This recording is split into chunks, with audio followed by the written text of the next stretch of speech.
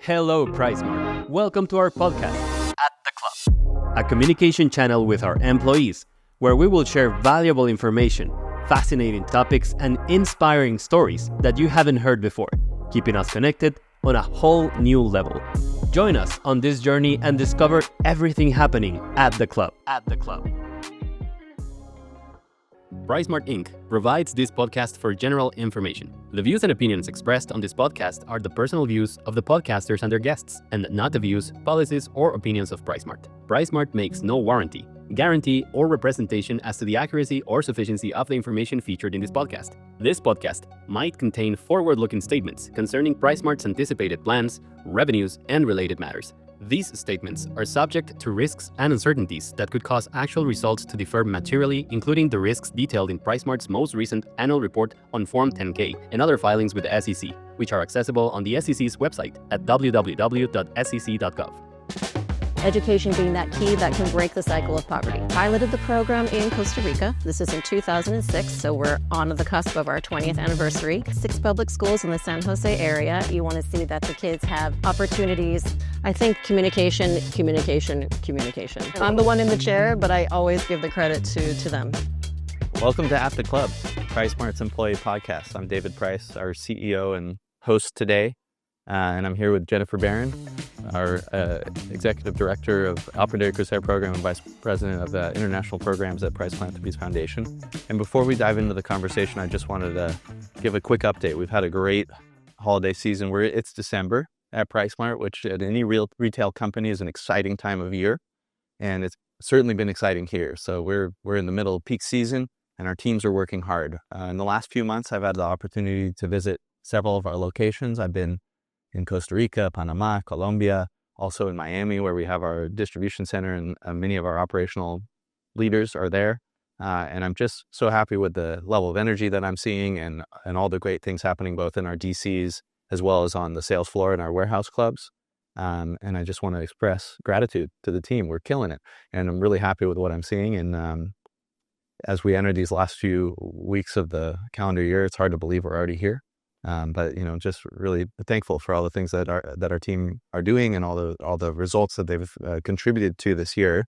And I certainly have learned a whole lot, especially in my first 90 days as CEO of PriceSmart. It's been a real learning experience, learning about leadership at this level, decision making, making sure our team's aligned, engaging with our investors, our shareholders, different stakeholders across government, communities, employees, directors on our board. I mean, it's, you name it. It's really some things you can't learn until you're really in the seat, right? And so it's been a great experience. And so looking forward to the conversation today, Jennifer. Thanks for being here. My pleasure. Thanks for the invitation.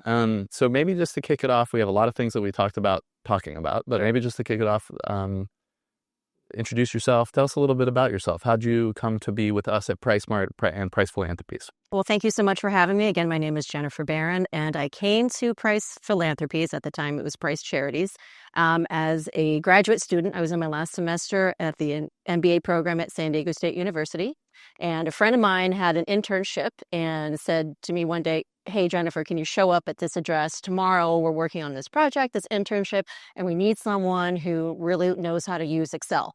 And I'm like, well, I guess I'm okay, but all right, where's this place and what is it called? And, what is this project about? And he's like, okay, well, here's the address. It's called Price, something, and the project is about such and such. And I'm like, wait a minute. Is this Price like Price Club Price, like that Price? He's like, oh, yeah. And being a San Diego, having almost not born here, but growing up here, I knew immediately, like, oh, wait a minute, this is the Price family, Price Club. They're amazing business operators, and what an incredible opportunity. And I said, I will absolutely be there. If you want me to get coffee, I'll get you coffee. I'll make copies. I'll pick up the draft, like anything, but I need to be there. So how old were you? I was about to graduate. So I was 24 going on 25. Yeah. Long time ago. Oh, not that long ago. Man, all the virtues of Excel. All because my buddy thought I was some Excel whiz. I am not an Excel whiz. I do okay with the things I need. To get you in the door. It was enough to get me in the door, and I stayed there. I did anything I could to make sure I could show my worth and stay there.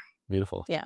So what was the first thing that you were involved with? And we'll get to Aprender Crecer because I want to make sure no, not every one of our listeners is going to know exactly what that is, but we'll get there. Sure. But what was the first thing that you did with the Price Enterprises? Right. It was a program that had, or project rather, at the time that had to do with the group that Saul Price had organized of the superintendents of the largest school districts in California. Of course. It was called the Urban Education Dialogue. It still exists today. It still exists today. Right. And it came out of a lot of the initiatives that the foundation had been organizing in City Heights around education and youth development, and thinking, we're doing all this investment and all these, different kinds of practices here, but, maybe we can learn from what other large urban school districts are doing, and they can learn from us. Right. Having worked very closely with San Diego Unified here in San Diego, maybe San Francisco or Los Angeles or the other large districts, Where did that dialogue come from? I actually have never known. So just for just maybe to take a quick pause. Sure.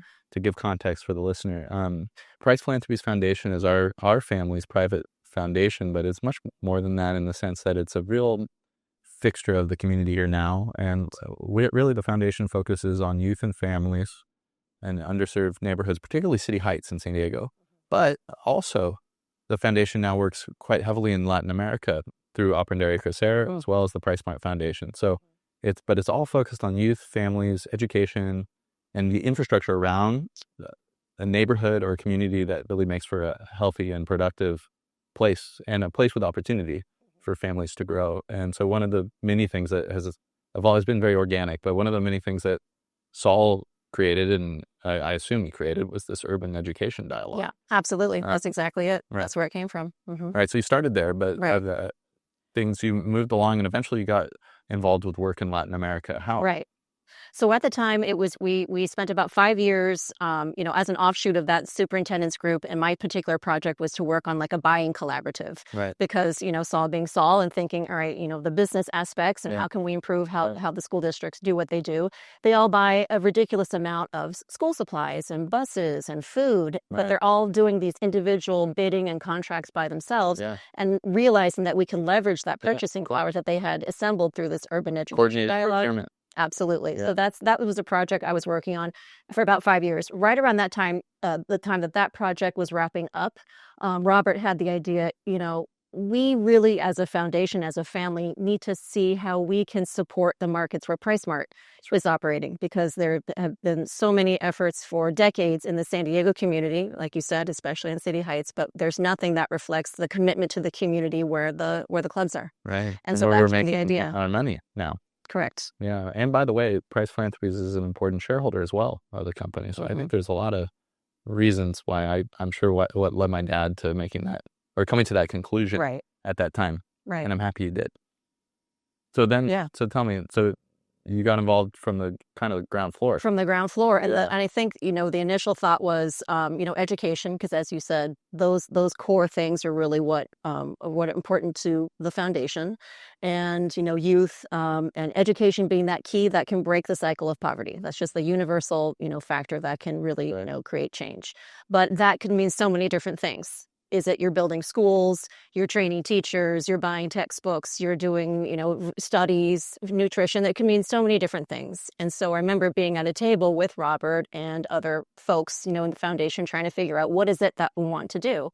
And what an exciting process. You get to, to have been involved in something from the very beginning. I look back on it, with as such a unique opportunity that so few people have, and I'm still here. I'm really grateful for that. And so that was a really interesting conversation of what is it we can do, and of course trying to also leverage the great value that PriceSmart, having a presence in these countries, and infrastructure, expertise, and staff. How can we leverage those things to add value to whatever it is we were trying to do? And so that kind of was part of the nexus of, hey, how about we provide school supplies to kids? Also recognizing that not having a notebook or a pencil or just those basic things is a barrier for kids going to school and certainly staying in school. Right. And in our markets, at least the 7, at the time 8, where the program has been operating, kids are responsible for their own materials. Correct. And they're not able to attend if they don't have them. In many cases, yes. Yeah. And so where did the program start? Was there a particular country where it was piloted? We piloted the program in Costa Rica. This is in 2006, so we're on the cusp of our 20th anniversary. And it was 6 public schools in the San Jose area. And we just said, let's just figure out the basic school supply, list that we want to provide. And we'll provide it for all these students at these 6 schools. It's about 2,000 students. Right. And just see what happens. We didn't even know what we were expecting, what we were trying to accomplish. We were just trying to fill the need and see where that went. And so we provided those supplies. And of course, all the kids and the teachers and the principals are really happy. And, of course, what we expected is they all have these things and they can have, a decent school experience. But what we didn't really anticipate were all these other anecdotal benefits that we heard about from the principals. Like, the kids are so excited to come to school. They're so excited to get homework because they have all their materials to do homework assignments and to do assignments in the classroom. I mean, when was the last time you heard a kid going, I am excited to get homework, right? And the teacher saying the kids have so much more self-esteem because they're not the one who doesn't have the ruler. I don't have the sheet of paper. I don't have the pencil. All the kids got the exact same and all the tools necessary to do all their assignments. They told us that absenteeism went down because everyone would show up every day. It was just a myriad of all these other benefits from just this package of school supplies. And it started off as piloting something kind of small to just grow into something quite substantial. So tell me about the program now. Aprender Crecer, how big is it? What are the focuses? Right. How many kids and teachers do we work with? Right. So right now we're in 7 countries in Central America and Colombia and then the Dominican Republic. All Spanish-speaking? All Spanish-speaking markets. And it's a little under 150,000 students and around 7,500 teachers that all receive a package of supplies that cover most of their needs for the year. The schools themselves also receive a very nice selection of school supplies and cleaning supplies and paper products, things basic that we take for granted, at least here in the United States, that you figure a school just provides. In the markets where we're in and the communities that we're in, the schools are not able to provide basic things like toilet paper, hand soap, paper towels, cleaning supplies for the floors and the toilets and all those things. So we're able to provide those things as well. We also provide books to equip school libraries and also books to give directly to children. And in the vast majority of the kids in our schools, those are the only books they will ever receive are what they received from the Aprender Crecer program. Wow. Yeah. And in recent years, we've also expanded in collaboration with the opening of optical centers in most of the clubs, in the markets where we're in, to provide vision screenings and to all the students at the schools where we're at, and also eye exams for kids who need to have a more thorough exam, and eyeglasses for children who need them. It's beautiful. That's one of the parts of the program for me that I find most inspiring. Right. Is just the impact for the kids that are receiving these glasses, more than half of whom are receiving glasses for the first time. For the very first time. Which means that they've been going to school for some time without really being able to see. Without being able to see, exactly. So you can imagine their time at school is not as impactful. And then just being around your home, you can't see the TV, you can't see your friends or trying to play soccer. Details of the leaves. Absolutely. Tree. Colors. Yeah, no, it's really amazing and wonderful work. Something occurred to me while you were speaking that we should have done this interview a month ago. Because we're right now, from October through the end of the year, we're in an important time of year for Aprender Crecer and for PriceSmart. And it's what you call campaign, but what we call Juntos por la Educación, Together for Education. So tell us a little bit about that program and the importance of the campaign and how it connects with the program. Right. Well, as you said, the campaign is called Juntos por la Educación, Together for Education, and it truly is PriceSmart, Aprender Crecer, and the members, the community, coming together to support education through the Aprender Crecer program.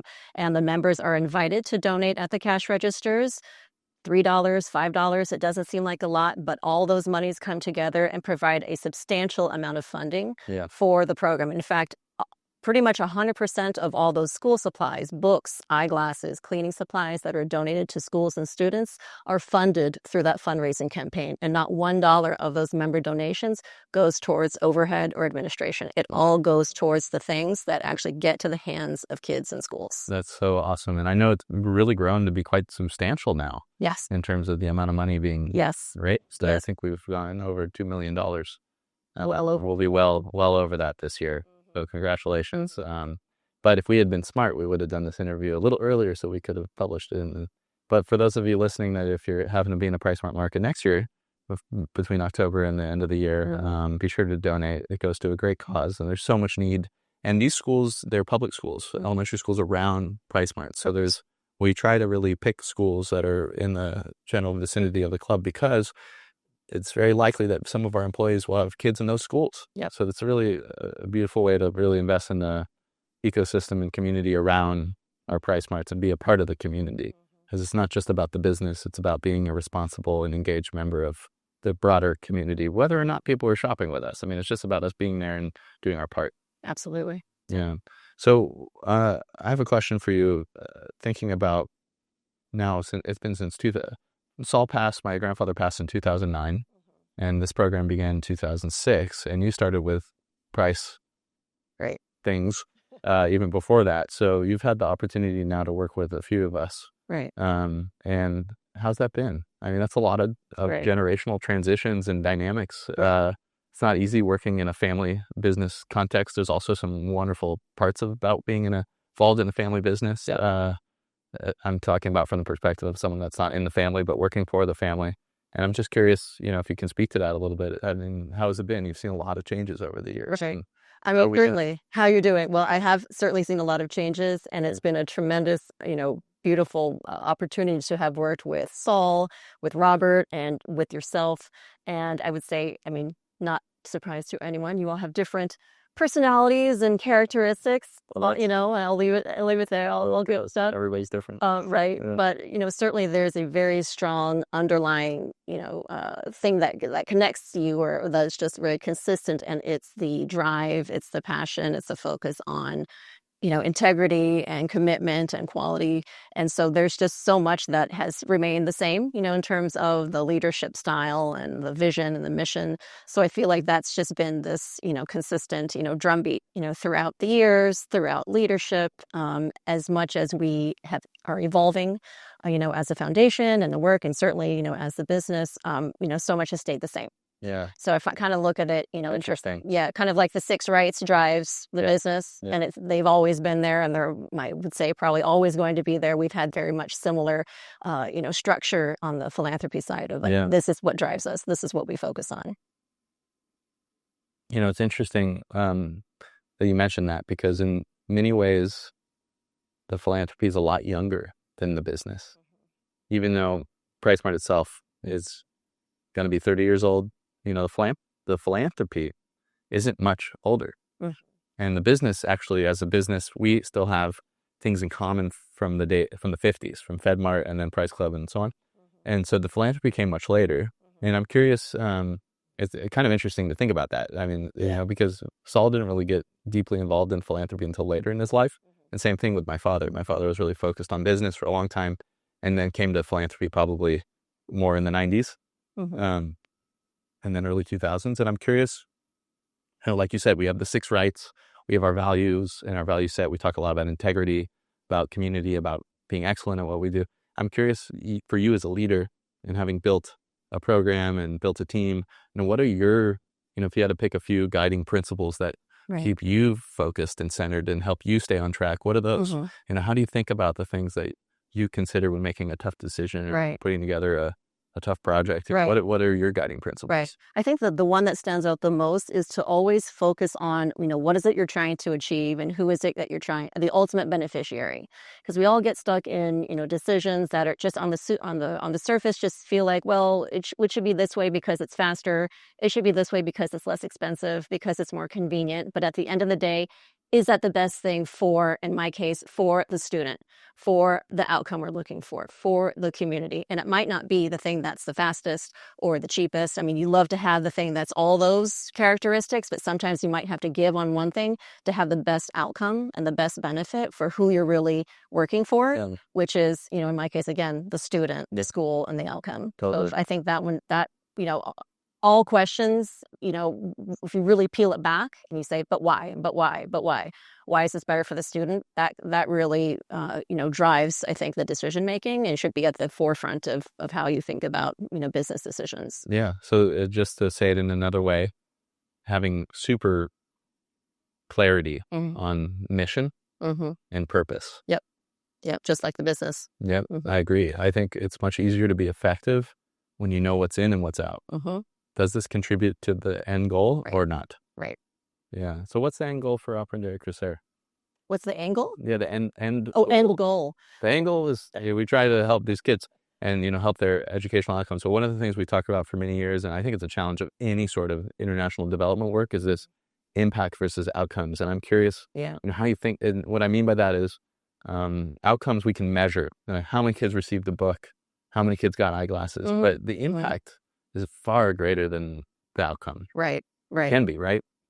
We know from academic literature that there's a huge impact on future earnings to the end of one's life Yep. when they have glasses at a Yep. young age. Mhm. Huge, because they're going to learn better. They're going to probably stay in school, not drop out early. And all those things have compounding effects Right. to their future income. Right. And so from the context of impact, like, what do you think, how would you distill down really the focus of Aprender Crecer? What is it that we're trying to do? At the end of the day, and I think, and maybe this is just too idealistic, but at the end of the day, it comes to how we're able to put them on the road of breaking the cycle of poverty, right? At the end of the day, you want to see that the kids have opportunities within their communities to further their education if they choose to pursue professional, dreams and desires and outcomes, start a business if they want to, go somewhere else because they feel like they have better opportunities, if there's nothing that exists where they are, and to give them the tools, the eyeglasses, the school supplies so they stay in school, motivation, reading and a focus on, literacy and critical thinking. If we can help guide those things, then but it's hard to say, did I actually help this child, this school break the cycle of poverty? We'll never know.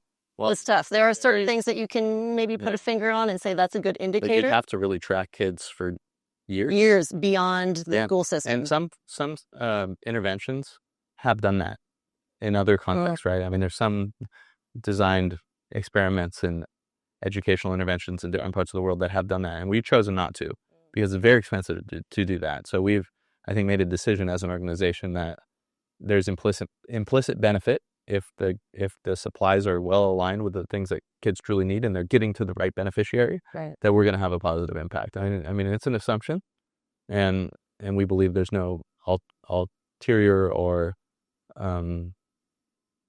there's no downside to it. Well, I mean, that's an assumption. Yeah, there shouldn't be any downside. Mm-hmm. But I think we've made a choice that we believe that this is the right investment that we can make, and importantly, leveraging our comparative advantage, which is something I talk about a lot when I describe what we do on the philanthropic context. Is we know we can't do everything, but we try to work in a context where we're able to leverage the things that we're good at.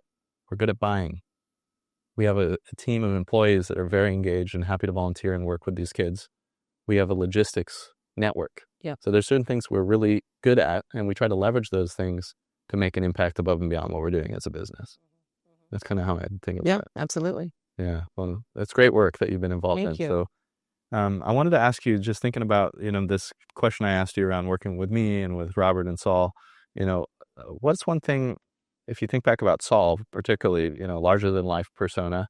And I wish I had the opportunity to work with him.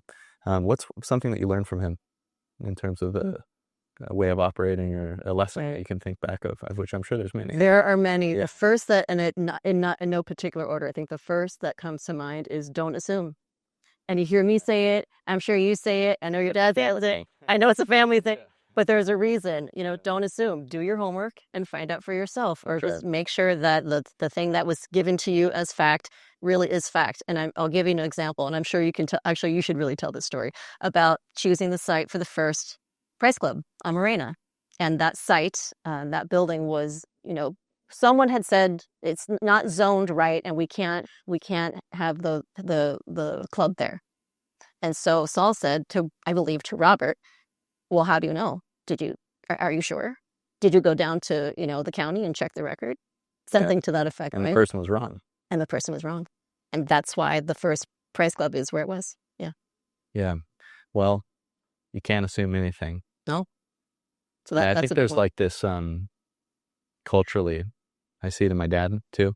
There's like this kind of ingrained sense of skepticism, where it's just like nothing is necessarily true until it's validated. Right. It really forces you to do your homework. Yes. As I said, and I remember growing up in the early days of working for my dad, how frustrating that was for me. I was Right. like, it's your deal. But now I'm recognizing that, like, working in an organizational context and with other people, that like we make assumptions all the time. And so the trick is like, how to really ensure that you're getting the right information, but knowing that you're never going to have all the information. So what's the right information that you need, that one needs to make a decision? Because if you wait for everything, you're never going to make You're never going to. right? You're never going to move forward. But there's key pieces of information that you might need depending on the context, right? And so how to validate and really take it to the mat. Take it to the mat, Yeah. so you can get to the bottom and say, yes, this is the path forward. So thinking about that, there's so many families and kids that you've worked with and so many stories that must be behind Aprender Crecer. Is there one that sticks out to you that really made an impact on you? There are a couple. I think the earliest one and maybe the most impactful was, and it may have been that very first year as a pilot project and getting the feedback. And I was in country and talking to one of the kids and just, hey, what do you think? And the supplies and stuff. I was like, oh, I really love. And it was like, oh, what was your favorite thing in the package? Oh, I really loved the colored pencils. I'd never had colored pencils before. And I thought, oh my gosh, this poor child has never had the joy of colored pencils. But then that wasn't even the kicker. And then he said, I didn't know I was an artist. Really? Wow. And it makes me tear up every time I think about it and I retell it. Because again, it's so much what I try and convey to people. Like at YBM, my big message was, it's so much more than a school supply package, than a pencil, a pair of glasses, a book. These things are life-changing. It sounds so corny, I know, but they are truly life-changing tools. And we will almost never know the true impact like those moments. And that kid who then is inspired to keep studying or to pursue, a different career or whatever it is, right? That we had maybe a little part to play. So that I think is the thing that really hit me. Have you seen, this is totally not something that was on this list of questions, but I think it's relevant. Have you seen a change in the kind of dynamic and reality that the kids are dealing with today versus when the program started? I mean, we have social media now. I mean, there's more, in some of the markets, there's more pressures with gangs and violence than there was necessarily 20 years ago. I mean, maybe it depends on the market. Some places are a lot better. But there's different dynamics now. Right. And how has that changed the kind of dynamic for teachers, for administrators? What challenges are we facing now? Because I think that, in the news media, there's a lot of talk about migration dynamics, and there's not enough conversation about the pressures within these countries, that are the push factors that are pushing people to migrate. Yes. And so I'm curious, like, what have you seen any change in dynamics from the early 2000s to now? A little bit. I would say that maybe just for the numbers of schools and countries that we're in now, I think we're getting a bigger spectrum of all those kinds of factors, and recognizing like a few years ago there was, like you said, a great push factor, especially in the Northern Triangle, of a lot of families moving out and joining the caravans, right, and going north. And so we saw a huge decrease in the enrollments of our school, like big, of the enrollments of our school. Honduras, El Salvador, Guatemala. Correct. The kids not perhaps leaving, also going north with their families, or the parents leave and they leave the children with grandma or grandpa who live in a different town. Now, fast forward to today, a lot of those people are coming back to their countries. And the kids who are living in the pueblitos with grandma and grandpa. States primarily. Exactly. Now they're coming back, and those school enrollments are going back up. Wow. And we're like, well, wow, this is going to be interesting for us as a program, because if we built, a program and a budget around X number of kids, and now it's X times, 15% or 10%. Yeah, when we pick a school, we work with all the kids. We work with all the kids. Yeah. So there have been some factors. Are we tracking that? Yeah. All right. Yeah. That's interesting. Yeah. And has social media not been a big dynamic that you've heard about from teachers? I mean, these are young kids, so this is K through 6. So yeah. Well, you'd be surprised, even in a lot of the markets where we're at, the numbers of kids who do have phones. They do have phones. So I haven't heard as much of a change. I think we might find maybe more kids in those kinds of markets have phones than used to, maybe 10, 15 years ago. Well, that's for sure, because they've gotten a lot less expensive. Yes. Yeah. Correct. Wow. Yeah. And I mean, we talk about the region as a region, but we're talking 7 different countries, each one of which has very different dynamics, different political dynamics, different migration demographic dynamics, different economic dynamics, and so that all drives different needs within this cohort, within this population. Colombia versus Panama, Costa Rica versus the northern 3 countries versus the DR. But for sure, migration trends are changing with what the policy position that the Trump administration and even pre-Trump administration has pursued. It's not just, in general, the immigration topic's been a hot button topic for U.S. political dynamics. And for us at PriceSmart, we work in these markets and these are our constituents. And so we have to just adapt as things change and do our best to support those that are our stakeholders. Right. That's the way I look at it. Mm-hmm. Yeah. Wow. That's interesting. So where do you see this program going next? I would love to see, more schools and more students, because again, it's seems so trivial. Like, well, okay, they get school supplies and that's fine. But, seeing how that can change the course of, a lot of these kids and where they end up, it would be terrific to say like, wow, we can provide this to everyone. I mean, that's not really realistic, but to see, more reach and to keep growing, as PriceSmart and the business grows, where it makes sense, where the needs are the same. Totally. We've talked a lot about, different kinds. So vision was like the most recent thing that we've added, which I think was a great call and maybe the most impactful thing we're doing. But do you see any other kind of categories of school engagement that you're curious about exploring? We've looked at school meals over the years. We've looked at different things. And what are the kind of barriers that kids are facing above and beyond what we're able to deal with? Yeah. I mean, there's the needs are endless. And there, if you could say anything. So it could be nutrition, technology, other, besides vision, just other aspects of health. There are so many things that we could explore. And as you said, we can't do everything and there are barriers to any which way you go. Yeah. So I would love to be able to, provide in that spirit of like this holistic range of, services and supports, within our limitations and, the resources that we have available, because, just the limited access that so many of these students and families have in these communities is just stifling. Yeah. And their opportunities, well, it's more than any one foundation can handle. Absolutely. Yeah, for sure. But I think you should feel really proud of the work that you and your team are doing and the impact that you're making, because it's just, as you said, there's a lot of challenges in many of these communities and a lot of needs, and we're trying to do our part. Right. So one of the things that's so cool about your job is you're working in all these different contexts, cultures. You're working a lot. You had to learn Spanish at some point along the way, which I know you're not a native Spanish speaker, but now you might as well be. So what's one of the things that you enjoy most in terms of, besides the content of the work, in terms of like the culture and dynamics? Is there a place that you've grown to feel like it's your second home? Right. How's it working in Spanish? Yeah. There's so many things. Working in Spanish is a hoot, and I am a constant, continual learner. I feel like I will never have truly mastered Spanish because there's so much to know, right? Just constant student. Same. At least I feel like I've improved. So that's interesting. You have. I hear it. Thank you. Yeah. It's hard. It's hard. Yeah. And realizing that Costa Rican Spanish is not Dominican Spanish. No, it's not Panamanian Spanish. Not, right? So I find myself having to put in the mental glossary. Oh, okay. In the DR, they say it like this, but in Panama, it's like this. So it's in the DR, you better really listen because they speak fast and they pronounce all the words. I say to people that's where I wish there were like subtitles when I'm in the DR. It's like, I know we're speaking Spanish, but I'm getting 50% of what's happening in this conversation. Yeah. How often are you traveling throughout the year? Probably in a year, about 11 to 12 weeks, kind of depending on what's going on. Not necessarily once a month, but might as well be. That's about what I'm doing too. Yeah, it's a lot. So you're on airplanes a lot.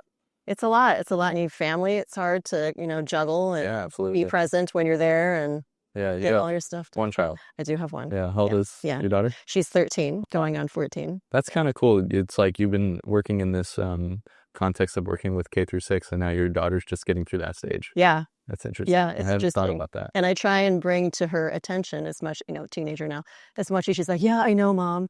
But just to point out, even when she was a little kid, like, oh my gosh, look at all these wonderful books you have. Do you know what? When Mommy goes to Honduras, the kids there don't really have any books. And so that's what mommy does. And I'm able to bring those. And she's like, oh, wow, that's really just planting those little seeds of our life is so different here, right, than our markets. That's an interesting factor, right? Yeah. Something I've thought a lot about with our team, San Diego is home to our foundation, but also to PriceSmart's headquarters, and something that I've been thinking a lot about, particularly in the last 3+ months and before, thinking about my role as CEO is doing my best to try to bring culturally and kind of psychologically try to get people like connected, because we actually, our customers aren't here, like our members aren't here. Right. We live in San Diego, but the people we're serving are the buyers and the teams that we support, the members that we serve, the constituents we have in the community. They're all in Latin America and the Caribbean. So how do we like feel that connected, right? It's so important, because like having that cultural and emotional connectivity changes how we feel about our work. Yes. The level of engagement that we have, and not every employee can travel. Agreed. Right. So it's a real opportunity and a real challenge, but it's something I've been thinking a lot about. I agree. I think it's really, and it's something that I think that's helped me as, building this program is being in country. And while I'm there, you're just talking to all the people and soaking it up and really making sure that informs the work, at least for me, just like, why is it that in a certain country they have these hesitancies about whatever, it's because culturally this happened, and there we have sensitivities about and you just have to really bring all those things in. Well, I there's a different program within the Price programs, and it's a program that does work with books in Israel, with Arab Israelis. Yeah. And I've had the privilege of visiting a couple times to see the work that's going on there. And one time we brought your colleague Adriana to Israel. It was really cool to watch them kind of share notes on books and working with kids. Yeah. But one of the things that they shared was like dads in the Arab community in Israel. It's not as common for them to play and kind of spend time with the young children. And that's a really important age for interaction with both parents. And so teaching that, right? And that's just like a cultural thing. And, for who knows why, no judgment, good or bad, but it's just, how to engage with that. And that's a big part of your job, I'm sure, is like adapting culturally to try to like get the best out of your team, out of the teachers you're working with, like how to make it work, because each place is different. Very different. El Salvador's got a different history, different set of cultural norms, different dynamic than Guatemala, than Colombia. Right. And even within Colombia, it's different. Like if you're on the coast, or in Antioquia, or in Bogota, or in Cali. Yes. Different. Totally. Yeah. So that must be a fun, but also a challenge. It is, it is definitely both of those things. But that's what makes the work so interesting. Yeah, it's so cool. Different every day. It is different every day, absolutely. Is there anything that you could speak to for many of our listeners are managers or work with teams or work on a team, work in business? Is there anything you can speak to around how to build trust and effectiveness across cross-cultural team like that, like your team at Aprender? I think communication. You just can't have enough. And you can't have it, in the right language and the right terms, and being just very accessible and just making sure that people realize, that we all have the same goal. Like the focus is this. Yeah, alignment on purpose. And that creates so much more, unity, and you all know what you're doing, and making sure they know the why, right? We're not just saying, okay, you have to do this, this, and this. The purpose is so that we can make sure that kids have, or that we achieve, whatever it is. Right. And then just being, recognizing people are human, and we need to be empathetic, and realizing that, we can't expect certain things to happen because of the schedule or the holiday or whatever it is. And whenever I'm in country, I definitely, whatever it is that we ask our people to do can't be something that I wouldn't do. So like you'll see me when we have our back to school supply deliveries, I'm hauling boxes, I'm sweating, it's dirty, it's hot, parents are angry, and we're having the face-to-face. And it's not just like a show. It informs me about our processes, what we're doing right, what we can improve on. So making sure that you're willing to show that like you're in it with them, shoulder to shoulder, and not just like I'm telling you what to do because I can, is so important. Yeah. That's what builds trust. And you learn a lot more that way too. Absolutely, hands-on. What's working, what's not working. And I know that a few years ago, we went through together some process change in technology, and the program scaled a whole lot, right? So what worked 20 years ago may not be the process that's going to work now, and it'll continue to evolve. Yeah. So what do you like to do outside of work? I've heard through the grapevine that you're an avid F1 fan. I am an F1 fan. I love it. I love watching it. I got hooked in with it, like many people, with the Netflix series Drive to Survive. I knew nothing about it, and I've always in life loved cars. And I thought, well, okay, so many people are recommending the show. I'll give it a watch. And now It's cool, huh? I've never watched it. It's really interesting. You don't have to know anything about it, but you just get sucked into the drama. I'm not put it on your list. Just put it on your list. I've been like a little resistant, maybe just because it's okay. if other people like it. Yeah. I want to be like kind of I have a little bit of like a counterculture. I get it. I was totally the same. And be like, hey, I resist it. Popular. I don't want to watch it. Yeah, exactly. Do you have like a favorite team? I do. Yeah. So, well, I have a favorite driver. Yeah. Okay. So my driver is Lewis Hamilton. Okay. So I was. Great to me. I know, that's okay. 7-time world champion, Sir Lewis Hamilton. Saying, check this guy out. Honorary citizen of Brazil, by the way. He's so well loved. Really? Right? Yes, because he is British. Really? Yes. How do I get one of those? Yeah. I don't know, man. You got to call up Lewis. You say, hey, hook me up. Marrying a Brazilian doesn't help with that. It doesn't help with that. No. Yeah. So he drives for Ferrari this year, and it's been a heartbreaker of a year for all you fans out there for the Ferrari team. But he used to drive for Mercedes, where he had many championships, and that's why you see me with my Mercedes. Yeah. For our listeners, YBM, Jennifer mentioned earlier, it's our year beginning meeting, and we have it every fall, and we bring in all pretty much top 200 managers, leaders at the company, get excited about the holiday season, do a lot of teaching and workshops and things. But one of the nights where we have dinner, everybody wears their favorite sports team jersey. I always try to wear the home team soccer jersey. So that's my thing. I like to kind of, people get excited. I get excited. And it gives me an excuse to buy another soccer jersey from another country. So that's fun. But you always wear F1. That's my team. That's my sport. Yeah. That's my sport. Totally. Something we were talking about earlier, I thought was kind of a fun analogy was, in F1, they have a really dialed in process around the pit crew and the support crew. Right. Anything that you've learned from observing how well oiled of a machine the F1 pit crew is that you would suggest to our listeners to think about? Right. I mean, I think it's such a fascinating. If you've never seen one, you can Google it, watch a quick little. Yeah, I actually have seen that. It's fascinating. I did an MIT like business business class kind of thing. Okay. And they used that analogy. It was an IoT. It was a class on Internet of Things. Okay. So like devices like this microphone embedded with compute. Oh. Yeah, and they talked about the F1 crews because everything on those cars. Yeah. Sorry, I totally interrupted you, but sorry. Everything embedded in those cars, there's compute. Yes. Yeah. And that informs their process changes and stuff. It's really cool. Yeah. It's amazing the amount of technology that's embedded in those vehicles. There's so much technology, and yet so a lot of having a good tire change or a bad tire change or whatever they have to particularly do during that pit stop can make or break getting on the podium, finishing, right? So it's a do or die, kind of 2.5 seconds. Yeah. And the amount of, in all humans, 2.5, getting a sub 3 second is pretty great.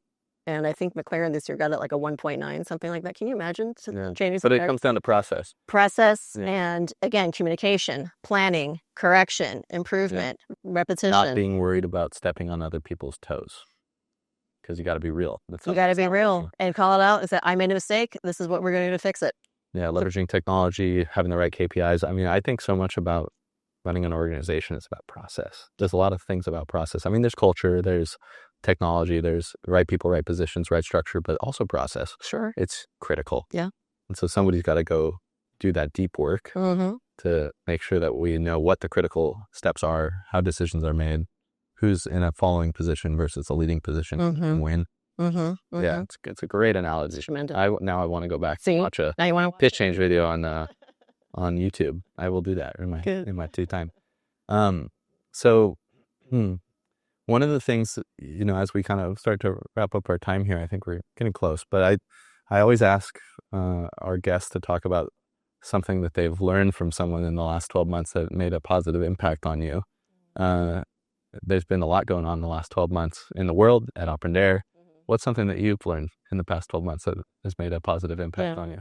I'm not sure if it's limited to the past 12 months. Or beyond. Right? It can be beyond. But I think, and it's not that I didn't have this appreciation prior to this last 12 months, but I think just the team that I'm so blessed to be able to work with, being able to share with them, hopefully teach them and they can learn something from me, but they have given me so much, satisfaction seeing how they've grown and that they take so seriously the things that I take so seriously as a manager, whether just because they want to or that they see it, from me and from, Adriana and our other colleagues, and that we truly all have the same, north, right? That North Star. Yeah. And having that focus that brings us together. It's been, I don't know what it is, but just something there. I just feel like the last 12 months, or just maybe that it's, continuing to evolve and to grow, that the more we have worked and the more years that we've been able to have this program has been so tremendous to be able to share and to work with this tremendous team. So I just really love that so much. That's awesome. I know many of your team members have worked with the program in some capacity or another for a long time. Right.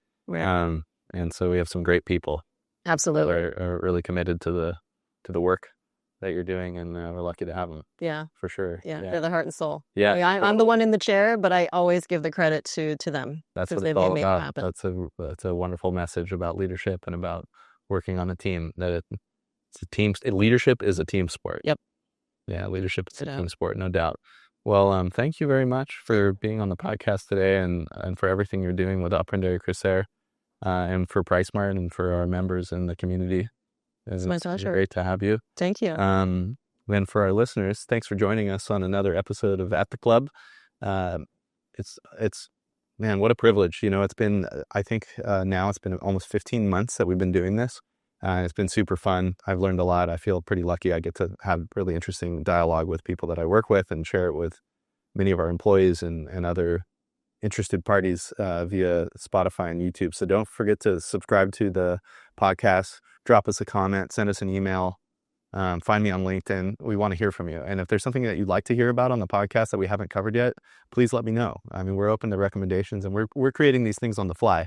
And so we're ready to evolve as your interests evolve. So be sure to keep your eyes open for the next episode at the club, and we'll see you. See you next time. Thanks.